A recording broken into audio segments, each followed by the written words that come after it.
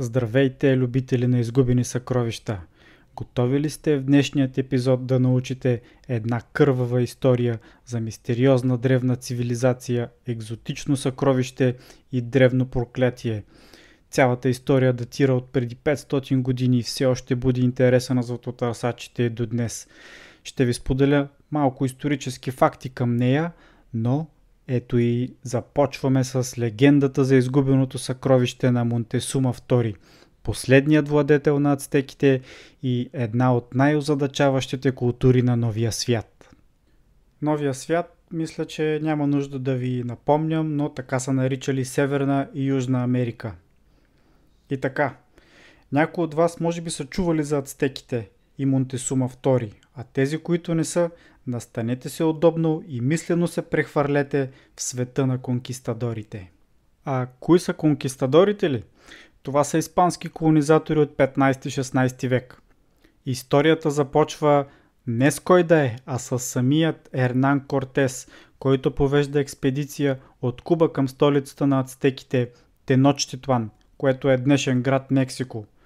В търсене на богатства и слава той навлиза в непознатите земи на ацтеките, които все още не е знал как се нарича този народ, но от предишни експедиции всеки е чувал, че индианците разполагат с злато и други скъпоценности и разбира се, всеки европеец е искал да се домогне до богатства и слава. Правя малко отклонение за по-любопитните и искам да препоръчам книгата "Истинската история за завоюването на Нова Испания", написана от монаха Бернал Диас дел Кастильо, който е съпровождал Кортес по време на завоеванията му, но тогава той е бил само войник. Доколкото знам, тази книга е един от най-достоверните източници за похода. Като малко предистория искам да спомена, че тогава местното население не е имало много допир с испанците или каквито и да е било други европейци, като изключим селата, които са се намирали покрай бреговете на континента и по-точно тези по източното крайбрежие. Както се досещате, експедицията на Кортес не е първата по техните брегове. Имало е други експедиции, от които се е прочуло, че индианците имат златни предмети и не са толкова технологично напреднали като испанците или да кажем европейците. Представете си един такъв сблъсък на народи. Два свята, напълно различни, на които им предстои да свържат съдбите си и да доведе до упадъка на цяла една цивилизация. Съществувало е древно сказание в културата на ацтеките, че техният бог Кецалкоатл ще се завърне на земята и ще поиска трона и земите си. Страховитият пернат змей е смятан за бога на сътворението, който е прогонен далеч през океана на изток. А случайно това е посоката, от която се появява и Кортес с неговите конкистадори, кораби, коне и блестящи на слънцето брони. Друга част от легендата описва Кецалкоатл с бяла кожа, брадат и таящ възмущение от човешкото жертвоприношение, което го принуждава да се опълчи срещу ритуалите, подобно на Ернан. А може би най-странното съвпадение между Кортес и Кецалкоатл е, че за завръщането на божеството се счита 1519 година, което е същата година, в която експедицията на Ернан Кортес пристига по бреговете на днешно Мексико. Преди изобщо да разберат за съществуването на столицата на ацтеките Теночтитлан, испанците акостират на полуостров Юкатан, където попадат на местни племена на маите. Тези индианци са стъписани от вида на испанците и техните оръжия. За да ги умилостивят, индианците им подаряват 20 роби, като един от тези роби ще изиграе огромна роля в по-нататъчните събития. И тук сигурно си представяте някой нацепен индианец като Хълк с като бръснач и някакъв велик войн. Да, ама не съвсем. Всъщност този роб е робиня, млада жена на име Малинали, която в началото изобщо не била по-различна от останалите роби. Но отварям само една бърза скоба да спомена, че има книга за нея и ако искате да научите повече за Малинали, прочетете Малинче от Лаура Ескивел. Отново към историята. малката група на испанците обикаля джунглите от село в село и, разбира се, срещат безброй трудности по пътя.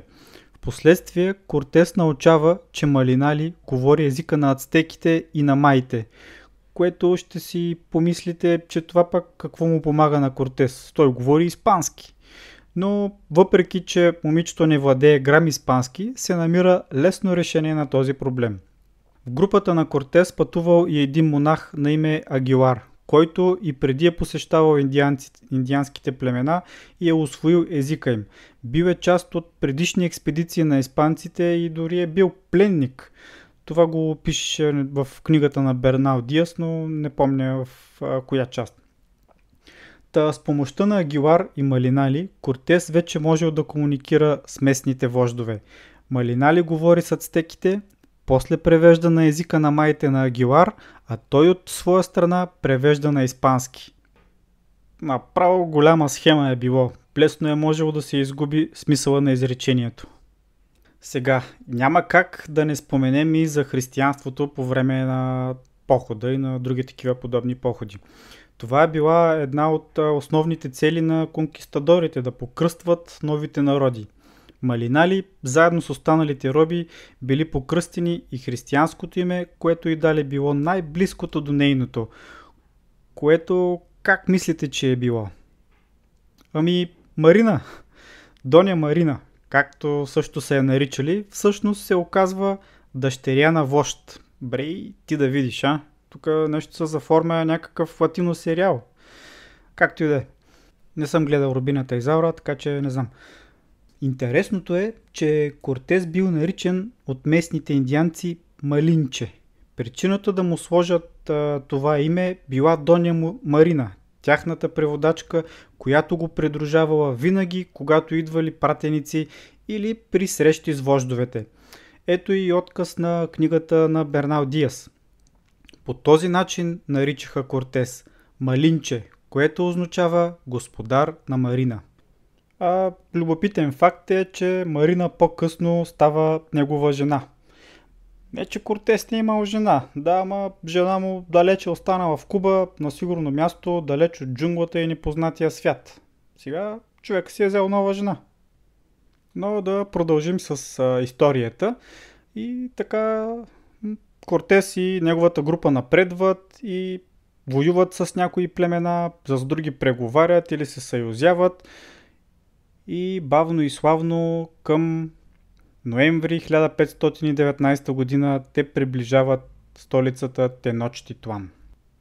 Преди да влезнат в столицата, само да ви спомена малко за самата империя. Империята на ацтеките управлява Централно Мексико от началото на 15 век и се състои от троен съюз между три града-държави. Единият Теночтитлан, другият Тецкоко и третият Тлакопан, ако го произнасям правилно. Смята се, че около 6 милиона души са попаднали под домейна на Тройния съюз.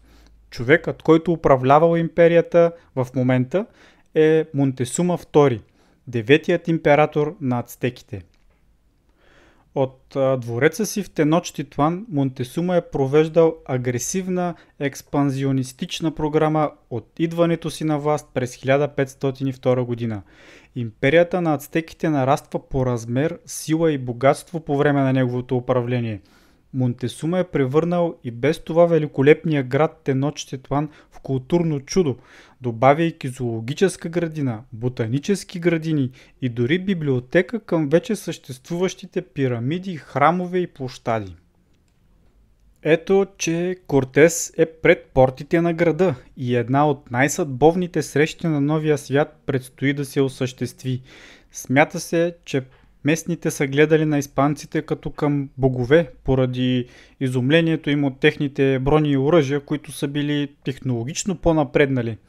Това твърдение може да е било измислица от доклада на самия Кортес към краля на Испания, не се знае. Монтесума малко или много в тези времена е бил доста объркан поради появата на испанците. От една страна не е искал да разгневи бога Кецалкоатл, т.е. Кортес, е приличал според преданието им на Кецалкоатл. а от друга да не изглежда мекушав пред своя народ и да изгуби тяхното доверие и уважение. При пристигането на испанските конкистадори, императорът Монтесума предлага подаръци под формата на злато, украшения и други скъпоценности на Кортес, за да облегчи потенциални спорове, разбира се. Но може би точно тази щедрост е разпалила жаждата на Кортес за богатство. Не след дълго испанците пленяват Монтесума, но както самият той е казвал, доброволно е пребивавал при тях, понеже това била волята на боговете. Неговите сънародници обаче не били малко скептични към тези твърдения.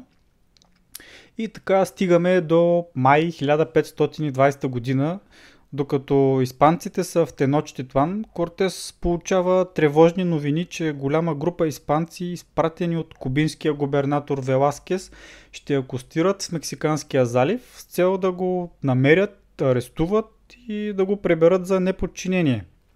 Разбира се, той тръгва към брега, за да ги посрещне и в последствие ги побеждава и привлича на своя страна останалите оцелели войници, като ги примамва с какво?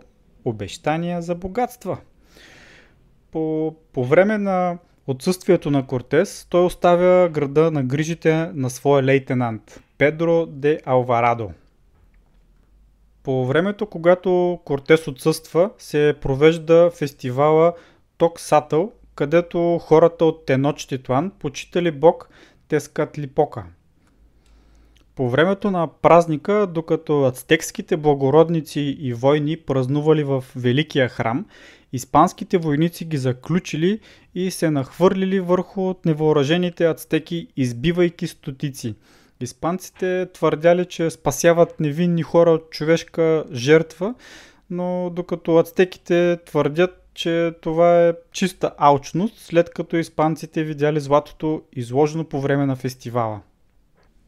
И разбира се, логично, след това действие на испанците, ацтеките се разбунтували и обградили испанския комплекс. Твърде късно Кортес се връща в Теночтитлан и заповядва на Монтесума, който все още е бил пленник, да излезе и да успокои своите поданици и да позволят на испанците да напуснат града с мир. Ацтеките обаче се присмивали на Монтесума и го замеряли с камъни и стрели. Смята се, че след това той бил убит от своя народ или от испанците. Всъщност не се знае със сигурност. След смъртта на Монтесума, Кортес и Алварадо знаят, че трябва да напуснат града бързо, но това не е била лесна задача. Не ви казах нещо много любопитно за Теночтитлан. Представете си го като днешна Венеция. Това е бил град, построен по средата на езеро. Езерото Тескоко. Плаващ град, чийто център е свързан с 8 моста. 4 от тези мостове са били саботирани от ацтеките, ограничавайки бягството на конкистадорите. Така Кортес е принуден да избере най-краткия път за бягство, който е западния изход от града. Той заповядва на всеки да прибере колкото се може повече злато, скъпоценности, камъни и каквото още може да побере и да носи по себе си. Тази заповед обаче ще доведе до гибелта на много от войниците. В нощта на 1 юли 1520 година планът бил с настъпването на вечерта да избягат всички скъпоценности, възползвайки се от преимуществото, че ацтеките са вярвали, че нощта не е време за битки. Предвижвайки се под прикритието на нощта, част от постовите войници орли ги забелязват и започват да бият барабаните в предупреждение. Тази нощ остава в историята като La Noche Triste или нощта на скръбта, в която половината от хората на Кортес запълват водите на езерото Тескоко с трупове и скъпоценности. Кортес и Алварадо, заедно с най-силните и най-квалифицирани мъже, успели да се измъкнат от Теночтитлан, въпреки че всички били окървавени и изтощени. Самият Кортес бил ранен в битката. Цялата артилерия била изгубена, както и повечето коне. Според Бернал Диас Дел Кастилио, Точно в този момент очите на Кортес се просълзяват, като осъзнава степента на провала. Източниците относно жертвите се разминават, но според Бернал Диас, който е очевидец, говори за около 450 убити испанци и над 1000 съюзници. От този момент нататък започва и легендата, която гласи, че ацтеките са извадили цялото съкровище, потънало с труповете на испанските войници от дълбините на езерото Тескоко. Добавили и още събрани богатства от града. Хиляди ацтекски мъже, както войни, така и роби, са се отправили на север, за да търсят място, където да скрият богатствата. След като заровили тайника в пустинята, войните проклели съкровището и пожертвали робите, за да го запазят цяла вечност. Съкровището на Монтесума представлявало голямо количество златни и сребърни украшения, направени с невероятна точност, както и доста скъпоценни камъни. Кортес и хората му, разбира се завръщат Теночтитлан с подкрепата на други индиански племена, за да завладеят града. Не пропускат възможността да претърсят района за скъпоценности, но съкровището на Монтесума беше и остава никъде. Смята се, че местните общности в региона са видели преместването и процесията на ацтеките, включително огромното богатство. Слухът се е предавал от уста на уста през вековете. Били са предложени различни места за местонахождението на съкровището, като най-популярното е американския щат Юта, след като златотърсач на име Фреди Кристъл пристигнал в малкото градче Канап в началото на 20 век и започнал да разказва за истории и сочейки придобити ацтекски карти. Тези карти, които се предполага, че е намерил в Мексико, сочат предполагаемото местонахождение на заровеното съкровище в Юта. До сега нищо не е открито в Съединените щати. Единственото парче злато, удостоверено и идентифицирано като част от съкровището на Монтесума, е намерено през 1981 година в Мексико Сити от строителни работници. Тестовете през 2019 година доказват, че кюлчето от 1,9 кг е от времето на Монтесума и е намерено по маршрута, по който Кортес е минал по време на Ланоче 300, което предполага, че може би съкровището никога не е напускало Мексико в крайна сметка. Едно кюлче обаче не представлява съкровище и много търсачи на съкровища ще продължат мисията с надеждата да намерят една от големите изгубени мистерии в историята. Това беше за днес. Надявам се, че ви е харесал епизода и сте научили нещо полезно. Завършвам само с думите: ловът продължава. Ще ви очаквам и в следващият епизод на Изгубени съкровища. Чао и до скоро!